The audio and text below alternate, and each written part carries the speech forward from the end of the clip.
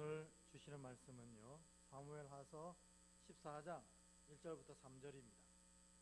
저와 여러분이 찾아서 한 목소리로 이 세 절 말씀을 같이 읽도록 하겠습니다.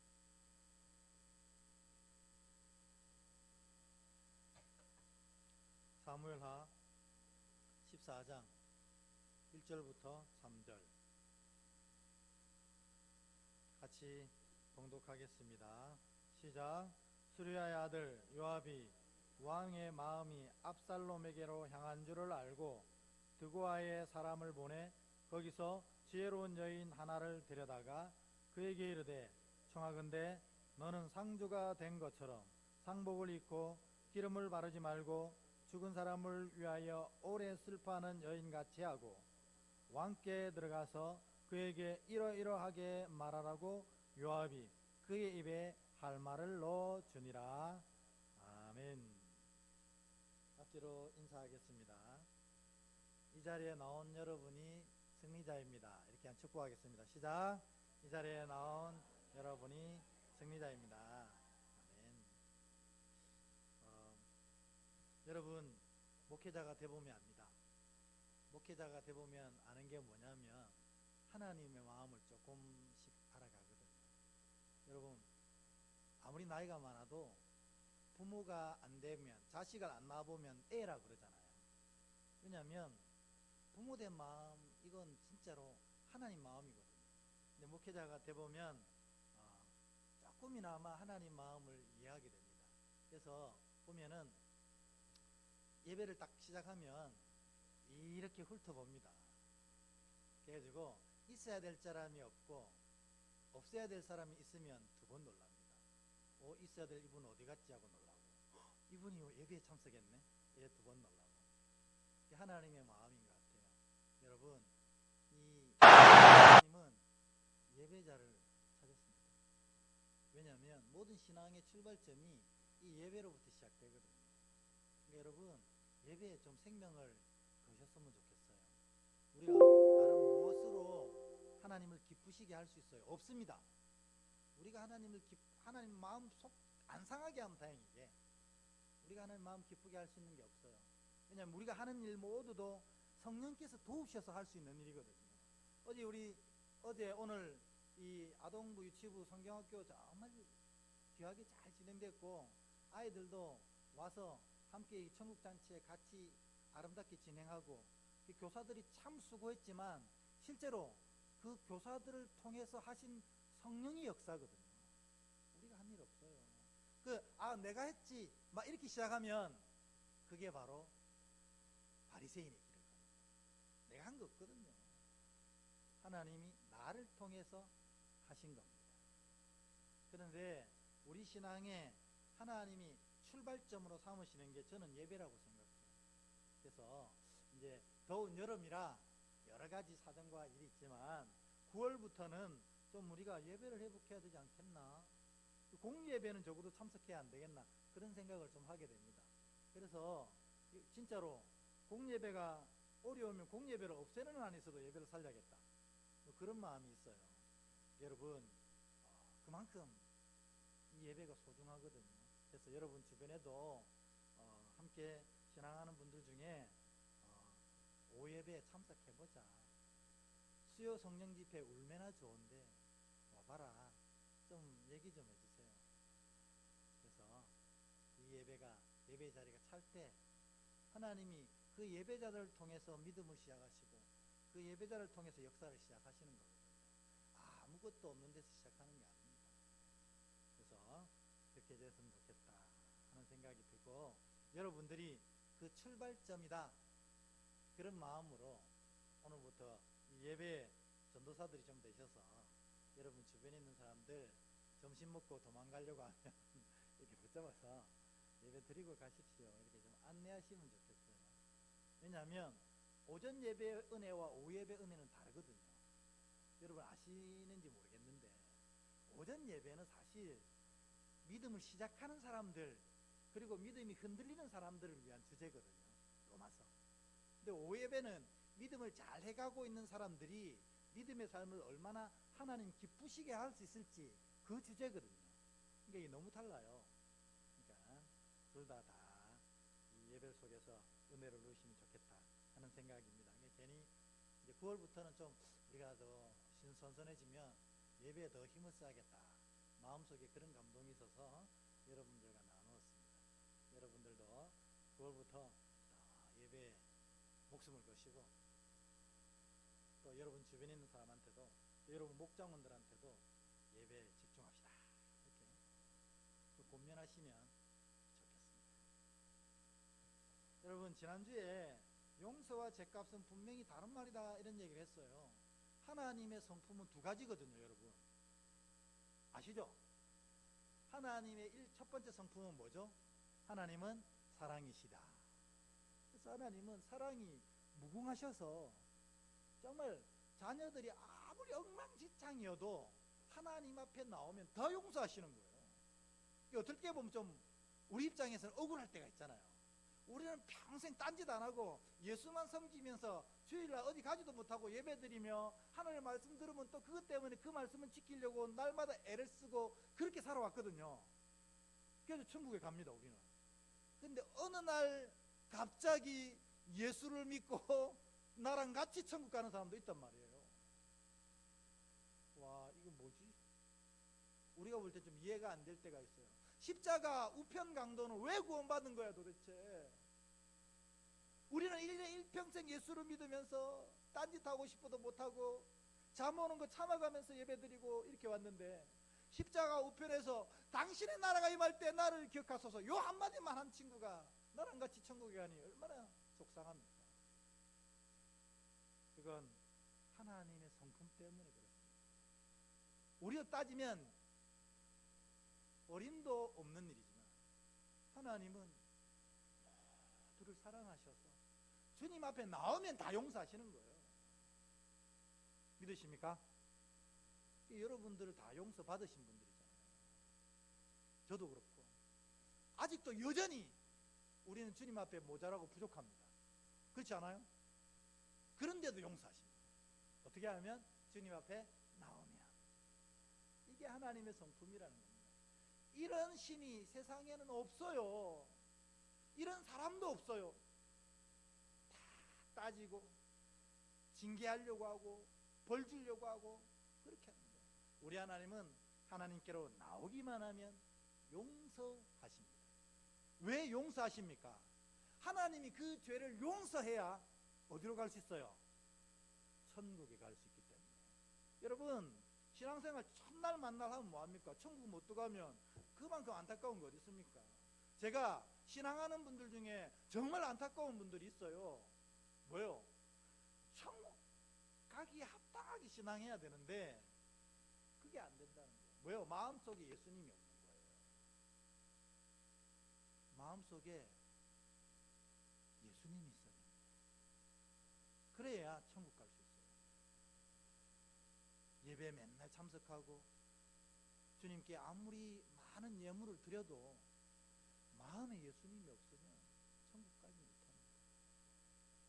근데 교회 열심히 나오는데도 마음에 예수님이 없는 분들이 있다니까요. 그거 보면 어떻게 하는데요? 마음에 예수님 없는 분 어떻게 하는데요? 다 아는 수가 있죠. 마음에 예수님 있는 분들은 항상 겸손합니다. 주님이 보고 계시기 때문에 함부로 얘기하지 않아요. 함부로 행동하지 않아요. 함부로 사람을 평가하지도 않아요. 늘 주님이 보시기 때문에. 이게 우리 장로교를 만드신 칼빈 선생님의 모토 아닙니까? 언제나 주님 앞에 고람되오. 어쨌든 여러분 기억하십시오. 주님은 아무리 험악한 죄, 정말 천인공노할 죄, 영원히 용서받지 못할 죄 같은 걸 지어도 어떻게 하면 용서하신다고요? 주님 앞에 나오면 다 용서하십니다. 그러니까 여러분 주변에 누구에게든 자신 있게 얘기하십시오. 당신이 주님 앞에 나오시면 주님은 다 용서하시고 천국으로 인도하십니다. 주님이 용서하지 않으면 천국으로 갈 수 없거든요. 용서하십니다. 그런데 죄값은 다릅니다. 용서라는 것은 무엇을 용서한다는 거예요? 우리의 죄를 용서한다는 겁니다. 그러니까 죄가 없어지기 때문에 천국 가는 거잖아요. 그런데 죄값은 다르다는 겁니다. 여러분, 다윗을 통해서 분명히 배웠잖아요. 하나님이 다윗이 얼마나 범죄했는지, 있어야 될 자리를 떠나고 밤에 돌아다니다가 남의 여인을 보고 음욕을 품고, 음욕만 품어도 죄라는데 그를 불러서 간음을 합니다. 그리고 임신을 시키고, 이 죄를 덮기 위해서 그의 남편이 누군지 알아보니까 우리아인 거예요. 충신 우리아. 근데 그 충신 우리아를 죽이도록 계략을 짭니다. 그러고 나서 우리아가 죽었다는 소식을 듣고 아예 밧세바를 데리고 와서 아내로 삼습니다. 이런 천인공노할 짓을 다윗이 했는데도 회개하지 않고 있는 겁니다. 그러니까 하나님이 나단 선지자를 보내서 왜 그랬느냐, 그가 바로 너다, 이렇게 지적을 합니다. 너가 바로 죄인이야. 그럴 때 다윗이 그제사 정신이 들어서 하나님 앞에 죄를 뒤집어쓰고 기도합니다. 그런데 이 기도가 좀 온전하지 못한 것 같습니다. 왜냐하면 자신의 죄를 놓고 막 이렇게 죄를 뒤집어 써야 되는데, 기도의 내용이 이 밧세바와의 사이에서 낳은 임신한 이 아이를 살려달라는 기도였어요. 그러니까 순서가 바뀐 거죠. 자신의 죄를 온전히 통해야 되는데 그게 제대로 안 됐던 겁니다. 그러니 하나님께서 이 다윗을 용서하셨어요. 왜? 하나님께 나오면 다 용서한다고 하셨으니까. 그런데 그에 지은 죄의 값은 다윗에게 물으신 거예요. 그래서 그 아들인지 딸인지 모르겠지만 첫째 아이를 죽였습니다. 왜? 다윗의 가슴에 묻게 하셔. 그러니까 평생 다윗이 마음 아프라고 그런 겁니까? 그런 건 아닌 것 같아요. 두 번 다시는 이런 죄를 범하지 말라는 거예요. 하나님이 징계하시는 이유는 딱 한 가지입니다. 징계하시면서 하나님 신날까요? 여러분, 저도 어리석은 사람인데요, 자녀들에게 큰 소리 칠 때가 있어요. 야들아! 하고 소리 지를 때가 있습니다. 근데요, 그렇게 한번 소리 지르고 나면 하루 종일 마음이 불편해요. 괜히 아이들 눈치도 보게 되고, 아직도 삐져있나 싶기도 하고 그렇습니다. 우리 하나님도 마찬가지 아니겠어요? 인간인 내가 이런데 하늘 아버지께서는 우리를 야단치시고 징계하시고 나면 얼마나 마음 아프시겠어요? 그래도 그렇게 하시는 이유는 두 번 다시는 그런 어리석은 잘못을 하지 않게 하시기 위함입니다. 왜요? 여러분, 죄만큼 한번 탁자리하면 무서운 게 없잖아요. 다윗이 그냥 전쟁에 안 나간 죄밖에 없었어요.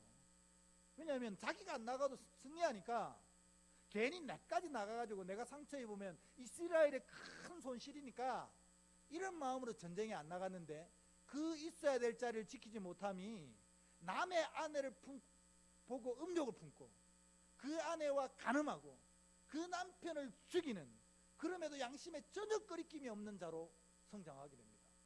죄는 이와 같이 무서운 것입니다. 그래서 하나님이 따끔하게 혼을 내시는 거예요. 두 번 다시는 그런 죄 지르지 마라. 그 죄는 모양이라도 버려야 한다. 용서하셨지만 하나님께서 다윗을 향한 죄값을 그대로 물으셨어요. 아들을 죽이시고, 그 다음에 다윗이 간교한 꾀로 우리아의 아내를 범하고 우리아를 죽이잖아요. 그걸 그대로 당하게 합니다. 다 암논이, 다윗의 맏아들인 암논이 그 배다른 여동생 다말에게 음욕을 품었어요. 그래가지고 아픈 척 하면서 아버지 보고 이 다말을 보내서 내게 떡을 굽게 해줍니다. 그리고 내 입에 직접 그의 손으로 넣어달라고 얘기합니다. 그 뭐예요? 침대로 다말을 유인해서 그를 겁탈하겠다는 의도였습니다. 이건 다윗이 우리아에게 했던 짓이잖아요. 하나님이 암논을 통해서 그걸 그대로 경험케 하십니다. 뿐만 아니라 그 우리가 오늘 본문에 나오는 것처럼 자식이 서로를 죽이게 하는 거예요. 하나님 눈에 다윗도 자식이고 우리아도 자식인데 다윗이 우리아를 죽이는 거예요. 하나님이 그 마음이 얼마나 상하셨는지 다윗의 자녀들이 서로 죽이게 만드시는 거예요. 네가 그런 죄를 저질렀다. 두 번 다시는 그런 죄를 저지르지 마라. 이렇게 하는 겁니다. 여러분, 이거 분명히 기억하셔야 돼요. 하나님은 다 용서하시지만 자녀에게 반드시 그 죄값을 물으신다. 그러니까 어리석은 짓을 하는 분들이 있으면 하나님 용서하셔 할렐루야입니다. 그러나 그 죄값은 그가 반드시 져야 된다는 사실을 여러분 절대로 잊어버리면 안 됩니다. 얘기해 주셔야 돼요. 하나님이 너의 죄는 용서하지만 너의 죄값은 물으신다. 그러니까 제가 이 목회자로 있으면서 그런 부분 때문에 너무 마음이 아플 때가 있어요. 그가 어리석은 짓을 해도 하나님 다 용서하지만 그 죄값은 본인이 물어야 되는데 어떡하지? 하나님 왜 이렇게 하실까? 히브리서에 보면은 왜 이렇게 하시는지 정확하게 제가 다 설명드렸지만 말씀에 기록되어 있습니다. 히브리서 말씀을 한번 볼까요?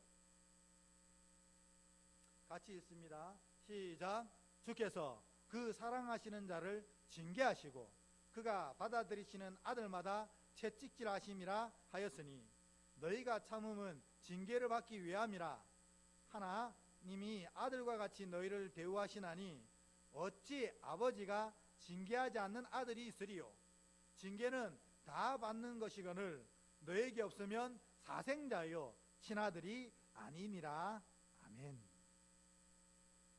하나님이 징계하시는 이유가 진짜 내 아들로 여기시기 때문에 그렇다는 거예요. 여러분, 여기 보면 징계가 없으면 사생자래요. 사생자가 무슨 의미죠? 네? 사생자, 사사로이 태어난 아이들을 말합니다. 즉 뭐요? 이 하나님의 약속 가운데 태어난 아이가 아니고 지 마음대로 태어난 아이인 거예요.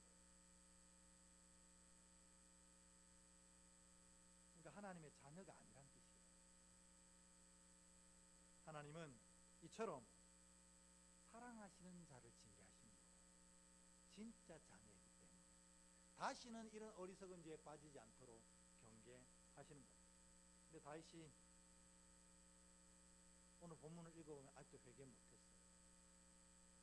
다말이 그 큰일을 당했는데도 이 소식을 들었으면 우리가 진짜 아버지면 어떻게 해야 됩니까? 일단 내 탓이요. 우리가 예수님이 내 안에 있으면 그렇게 한다잖아요. 내 탓이라고. 일단 예수님이 내 안에 없으면 어떻게 해요? 네 탓이요. 이렇게 합니다. 이게 다윗이 이 소식을 들었으면 아버지 내가 어리석어서 자녀들이 저렇다고 내 탓을 먼저 해야 됩니다. 내가 잘못 가르치고 내가 본을 못 보여서 저렇구나. 그리고 자기가 회개한 다음에 누구를 불러서 회개시켜야 돼요? 암논을 불러서 회개시켜야죠. 야, 너 나에게 얘기를 했으면 내가 그 다말을 너의 아내로 이렇게 결혼을 시켜줬을 텐데 왜 이런 짓을 해서 이렇게 일을 복잡하게 만드니? 하나님 앞에 득죄하게 만드니? 하고 암논을 정찰하게 하셔야 돼요. 마지막으로 폐인이 됐다잖아요. 폐인이 된 다말을 불러서 진심으로 사과해야 되지 않겠어요? 내가 아들을 잘못 키워서 너가 이렇게 되는구나. 이 아버지를 용서해다오. 그리고 다말을 회복시키기 위해서 애를 썼어야 하는 것이 다윗의 위치였어요. 근데 다윗이 아니 이 암논이 왜 이따위 짓을 하느냐. 끝.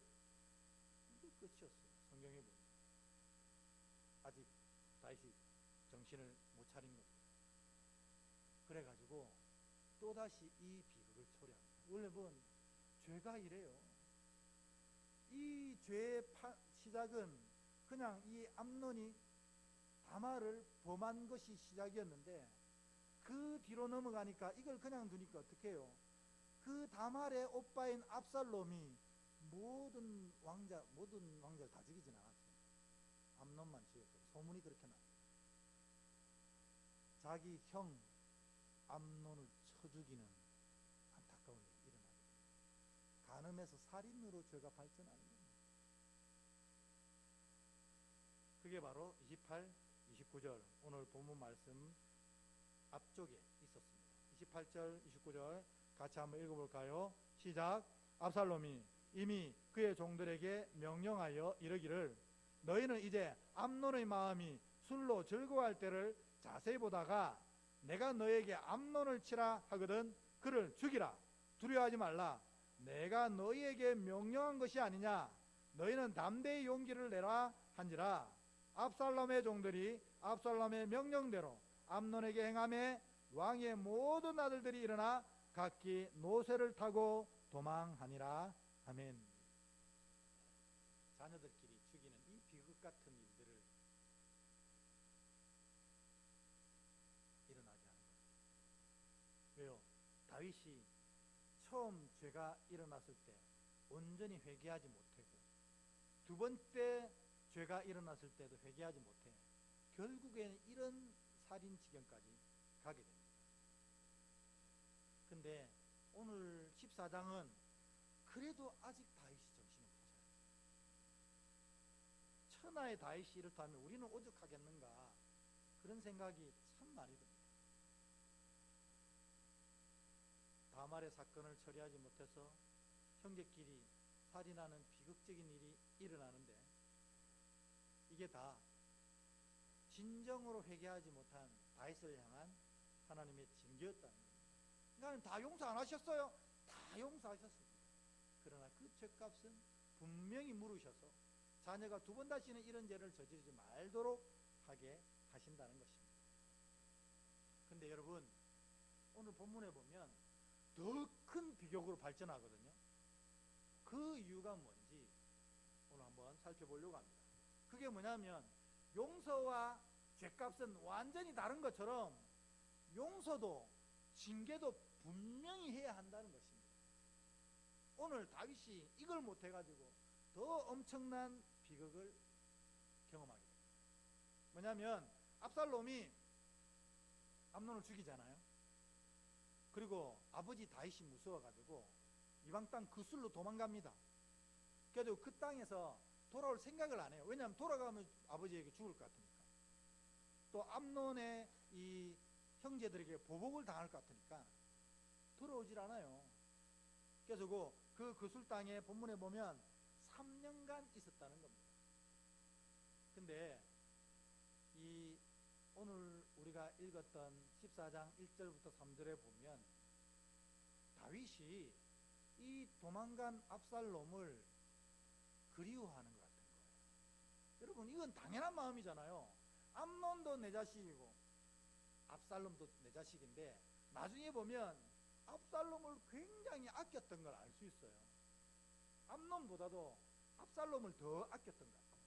그래서 압살롬이 죽었다고 할 때 내 아들 압살롬아 내 아들 압살롬아 내가 죽는 게 훨씬 나을 뻔하였다고 막 소리치거든요. 이 마음을 충신인 요압이 눈치채는 거예요. 이렇게 보니까 다윗이 압살롬을 그리워해. 3년 동안 못 만났다고. 그래가지고 이 한 여인을 통해서 또 다윗 왕에게 고하해서 이 그술 땅에 빠진 그술 땅에 남아있는 이 압살롬을 돌아오게 하도록 이야기를 합니다. 그 1절, 2절, 3절 우리 같이 한번 읽어보겠습니다. 다시 한번 시작. 수르의 아들 요압이 왕의 마음이 압살롬에게 향한 줄 알고 드고아에 사람을 보내 거기서 지혜로운 여인 하나를 데려다가 그에게 이르되 청하건대 너는 상주가 된 것처럼 상복을 입고 기름을 바르고 죽은 사람을 위하여 오래 슬퍼하는 여인같이 하고 왕께 들어가서 그에게 이러이러하게 말하라고 요압이 그의 입에 할 말을 넣어 주니라. 아멘. 사무엘하 14장 3절 이후의 말씀은 그 요압이 꾸민 대로 드고아 여인이 얘기하는 거예요. 결국 이 얘기를 듣고 이 다윗이 압살롬을 불러야겠다 이 결심을 합니다. 그리고 압살롬을 부릅니다. 여기서 다윗이 또 실수를 하는 거예요. 뭐냐면 부른다는 뜻은 뭐 한다는 뜻입니까? 용서를 한다는 뜻이잖아요. 그럼 용서하려면 제대로 해야 되는데, 이게 나중에 우리가 본문을 읽어보면 알지만 용서도 아니고 그렇다고 징계도 아니고 어정쩡한 태도를 취합니다, 다윗이.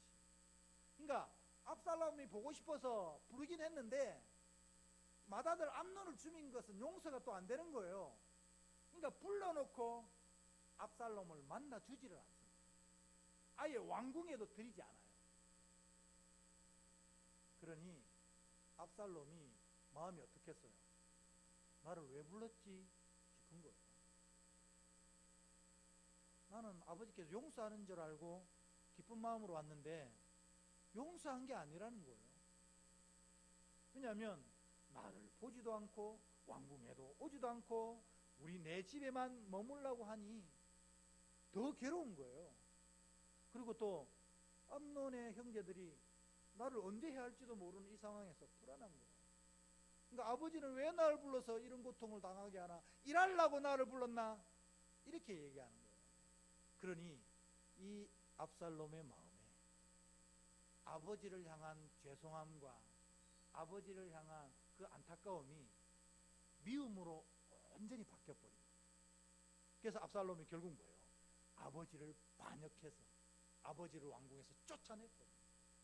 이 비참한 이 역사의 사실이 바로 이 오늘 이 태도 때문에 일어나기 시작한 거예요. 그게 21절부터 24절까지 다윗 왕의 태도입니다. 저와 여러분이 한 절씩 교독해서 읽겠습니다. 제가 먼저 읽을게요. 왕이 요압에게 이르되 내가 이 일을 허락하였으니 가서 청년 압살롬을 데려오라 하니라.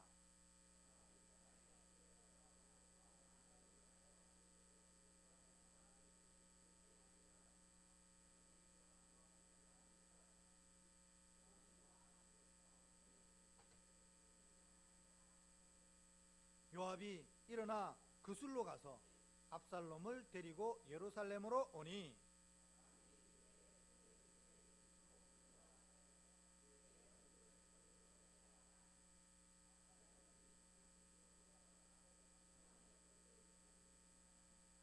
아멘. 그러니까 사실 이 얘기할 때도 시작이 안 좋았어요. 압살롬을 부를 때 다른 성경 본문에는 항상 내 아들 압살롬이라고 부르는데 오늘 본문에 보면 뭐라 불러요? 청년 압살롬이라고 부릅니다. 내랑 인간관계를 끊은 사람처럼 행동하는 겁니다. 그리고 그를 불러오면 왕궁에 들여서 안아주고 돌아온 탕자 안는 아버지처럼 해줘야 되는데 왕궁에도 발도 못 들이게 하고 집에 가서 있으라는 거예요. 일하려면 왜 불렀습니까? 징계도 아니고 용서도 아니고 어정쩡해가지고 압살롬이 더 병들어서 나중에 대반역을 일으키는 것입니다. 여러분, 이게 사무엘 14장이 하 14장이 하는 중심된 얘기라는 거예요. 13장은 이겁니다. 용서와 죄값은 다르다. 하나님의 사랑은 너를 다 용서하시지만 하나님의 공이 너의 죄값을 반드시 물으신다. 근데 이것도 사실 하나님 아버지 된 사랑이라. 이게 바로 13장 얘기라면 14장에 너희도 나처럼 누구를 용서하라. 그러나 용서하는 것도 분명히 해야 되고, 왜냐하면 너도 죄인이고 나도 죄인이라는 겁니다. 그러니 내가 용서할 자격이 없지만 나는 아버지께 용서받았기 때문에 너도 용서한다. 그래서 용서도 분명히 해야 됩니다. 여러분, 혹시 비행기 타보셨습니까? 비행기 타다가 이렇게 땅이 보일 때가 있습니다. 그럼 비행기 그 800m, 뭐 900m, 뭐 더 높게 1000m 넘어가는 그 위에서 아래를 바라보면 63 빌딩이나 우리 교회나 높이가 똑같아 보입니다. 하나님이 보실 때 다 저희가 고만고만합니다. 나는 저 사람보다는 훨씬 어려워 이렇게 얘기하지만 다 똑같은 죄인입니다. 우리 다 용서해야 됩니다. 저도 마음속에 용서가 안 되는 것이 있어서 괴롭습니다. 오늘 오전 예배 때 제가 너무 괴로웠던 게 그 마음 때문이에요. 마음속에 불편함이 있는 거예요. 이런 불편한 마음으로 주의 말씀을 전한다는 게 될까?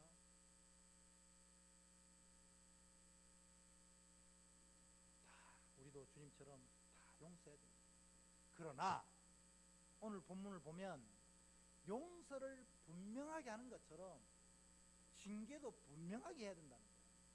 뭘 잘못했는지를 분명히 얘기할 수 있어야 그가 바른 인생을 살아낼 수 있게 된다. 우리는 용서도 못하고 징계도 못하니 그가 다 망쳐지게 되는 거예요. 제가 그래요, 여러분.